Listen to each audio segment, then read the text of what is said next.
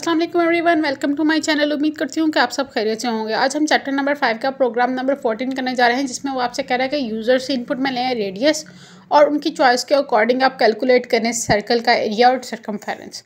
मतलब यूज़र जो आपसे कहेगा वो आपने एंटर करना है, अकॉर्डिंग टू यूज़र्स चॉइस वो आप फार्मूला अप्लाई करेंगे। ठीक है, सबसे पहले मैं हेडर्स लगा रही हूँ, हैशटैग इंक्लूड आयो स्ट्रीम, हैशटैग इंक्लूड आयो मैनिप। मैं इसमें मैथमेटिकल फार्मूलाज यूज़ करूँगी, इसलिए हम हैशटैग इंक्लूड आयो मैनिप हेडर लगाएंगे। अब मैंने इनिशियली डिक्लेयर किया है फ्लोट में रेडियस, एरिया और सरकमफेरेंस। रेडियस हमें यूज़र देगा, एरिया सरकमफेरेंस की हम चॉइस देंगे, और मैंने एक इंट में इनिशियली डिक्लेयर किया है चॉइस जो यूज़र एंटर करेगा। तो सबसे पहले मैं यूज़र से कह रही हूँ कि रेडियस एंटर करो। सी इनमें मैं ले लूँगी रेडियस। अब मैं उससे चॉइस लूँगी कि उसको क्या चाहिए, एरिया चाहिए सर्कल का या सरकमफेरेंस चाहिए। तो मैं उसे कहूँगी कि अगर उसे एरिया चाहिए तो 1 प्रेस करे, और अगर उसे सरकमफेरेंस चाहिए सर्कल का तो वो 2 एंटर करे।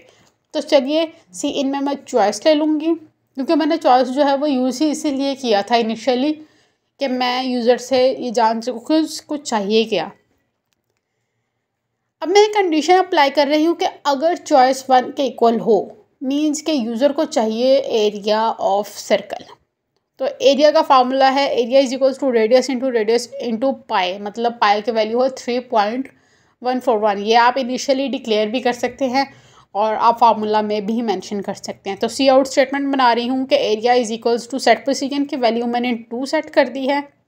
सेट पोजीशन मैंने यूज़ करना था स्टूडेंट्स, इसलिए मैंने हैशटैग इंक्लूड आयो मैनिप जो है वो यूज़ किया। उसके बाद एरिया की वैल्यू और एंड एल। इस तरह एक एल्स इफ कंडीशन बन रही है कि अगर चॉइस 2 के इक्वल हो तो सरकमफेरेंस का फार्मूला होता है 2 into pi into radius.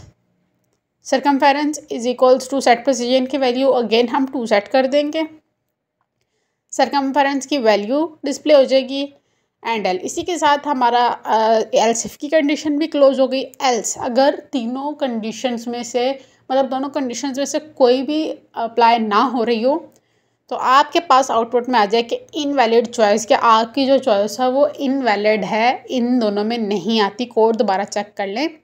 Radius हम यूज़र से लेंगे, चॉइस यूज़र से पूछेंगे, एरिया और सरकमफेरेंस का फार्मूला अप्लाई करेंगे, और लास्ट स्टेटमेंट्स जो हैं वो हम लिख देंगे।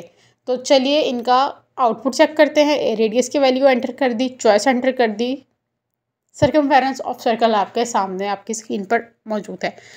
स्टूडेंट्स, अगर आप लोगों को किसी चीज़ की समझ नहीं आई तो आप लोग कमेंट सेक्शन में पूछ सकते हैं कि हमें यहाँ से समझ नहीं आई। मिलते हैं नेक्स्ट लेक्चर में, तब तक के लिए आप सब लोग अपना ख्याल रखिए। अल्लाह हाफिज़।